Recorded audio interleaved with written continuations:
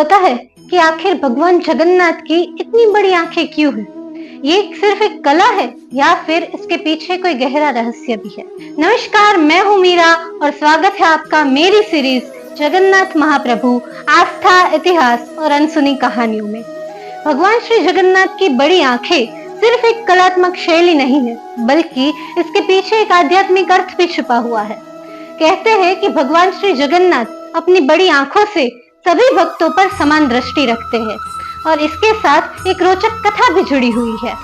द्वारका में भगवान श्री कृष्ण की रानियों को पहले से ही भगवान श्री कृष्ण की बाल लीलाएं सुननी थी, इसलिए उन्होंने माता रोहिणी यानी भगवान बलराम जी की माता को अनुरोध किया कि वो उन्हें बाल कृष्ण की लीलाएं सुनाए।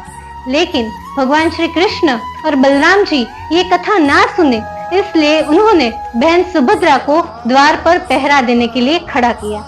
लेकिन जैसे जैसे माता रोहिणी भगवान श्री कृष्ण की बाल लीलाएं यानी कि माखन चोरी, माता यशोदा का प्रेम, रास लीला, सुरों का वध ये कथा कहना शुरू किया, वैसे सुभद्रा जी उस कथा में मग्न हो गई और उन्हें पता ही नहीं चला कि कब भगवान श्री कृष्ण और बलराम जी आकर उनके दाएं और बाएं खड़े हो गए।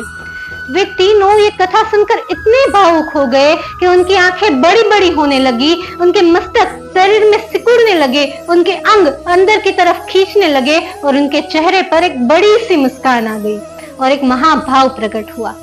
यही दिव्य स्वरूप में भगवान जगन्नाथ हमें अपने भाई बलराम जी और अपनी बहन सुभद्रा के साथ अपने भक्तों को दर्शन देते हैं। मैं हूँ मीरा, मिलते हैं अगले एपिसोड में, तब तक के लिए जय जगन्नाथ।